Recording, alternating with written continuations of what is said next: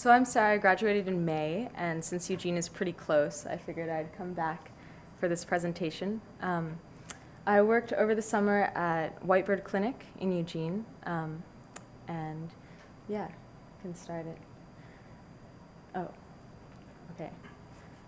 A lot of people, I think, know about Whitebird because they come and do a med tent every year at Ren Fair, but a lot of people don't realize that Whitebird actually is made up of 9 programs.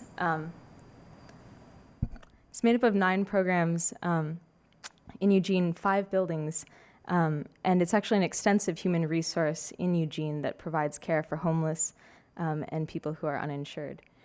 And I was very drawn to Whitebird because I'm an aspiring nursing student, and I wanted to work in a community clinic, and I wanted to see what sort of care that Whitebird was providing beyond what I knew in Eugene. And I think one thing that impressed me most about Whitebird is that it's not, it's a clinic that was really started by the community and for the community, and even though they get a lot of government funding now, they didn't start out that way. And also, I think this isn't working because, should I do that? Okay, it seemed longer than 20 seconds. So so Whitebird Clinic started by the community much like other projects, and I think that what I really want to focus on is the similar philosophies throughout this. And I love this picture of Right to Dream 2 here in Portland as another example of places doing that. So Whitebird has always had the mission statement of being a collective that is there to empower other people to gain control of their own physical, social, mental well-being through a variety of their services. And so as an intern, I was told that I should sort of fit in wherever I could. And so the first way that I wanted to get involved was by going to the Crisis Center. And this is the Crisis Center. It's a hub for a lot of the homeless in Eugene where they can go and have a safe space to hang out, access crisis services if they need to. There's always a crisis counselor available, and also get referrals to any number of services. And within the Crisis Center, the front room is where I did pretty much all of my work as an intern. That front desk behind Chuck, who's one of the coordinators of the clinic, is where I would answer all the phone calls, triage calls for people who want to talk to the crisis counselor, keep a calm environment in the front room, which is kind of a big deal when there's lots and lots of people who are escalated there. And so some of the principles that I learned that I really want to share through this, beyond the gritty of what I was doing, was crisis intervention, de-escalation, street medicine, and then I'll talk a little about debriefing and compassion fatigue. And so crisis intervention, that was a big thing. I didn't really know what that meant when I first started Whitebird. And I think crisis means a lot of things, but a lot of the people who came in would come there because they didn't know where else to go, felt like they didn't have a lot of options, or were really struggling mentally with a lot of situations that they didn't know how to process. And one service that Whitebird offers that I got really involved with is Cahoots, which is basically ambulance, stands for Crisis Assistance Helping Out in the Streets, and is staffed by EMTs, nurses, crisis workers, and is an alternative to police cars and to ambulances. So anyone in Eugene can call Cahoots at any time and say, this is my situation, I'm not in a criminal situation, I don't want to talk to a police officer, I can't afford going to the hospital, and Cahoots would come. And so by going on the vans, I got to see really a lot of incredible counseling firsthand for people who needed to get taken to a safer space, perhaps, or one term that someone used is getting tucked back into bed, just a next step, someone to be there and help them out for a moment.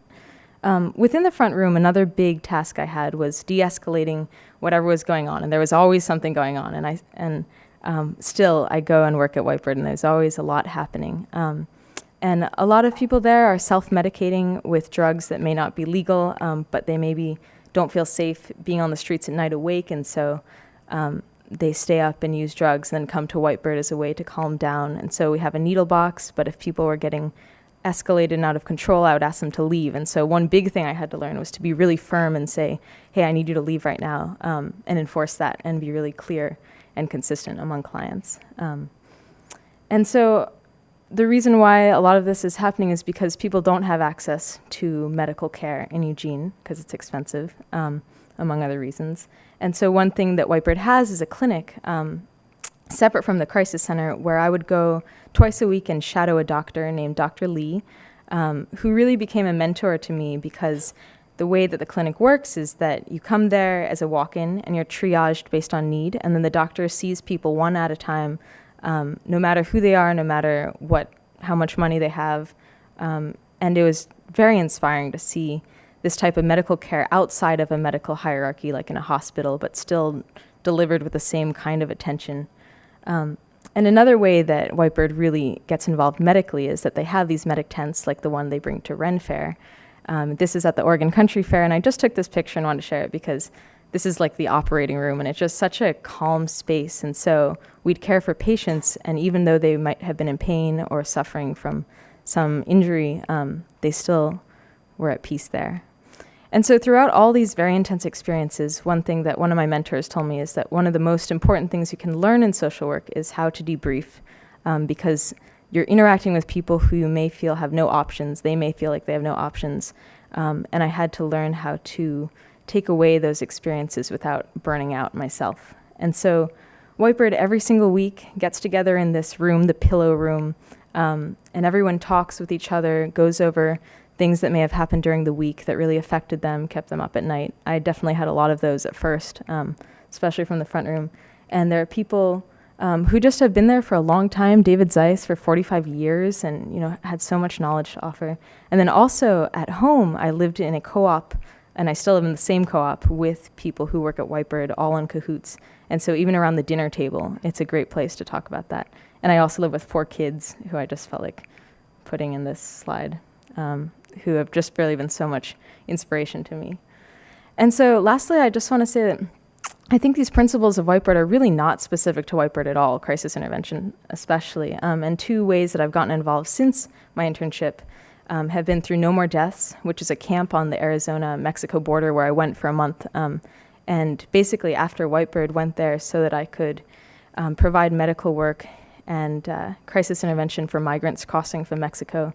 And so I took this picture on one of the migrant paths, and we'd walk and drop off water and encounter people, and in Spanish talk to them about what they were going through, and maybe provide them for a safe space for a moment so that they could explore other options, not necessarily encouraging one thing or another.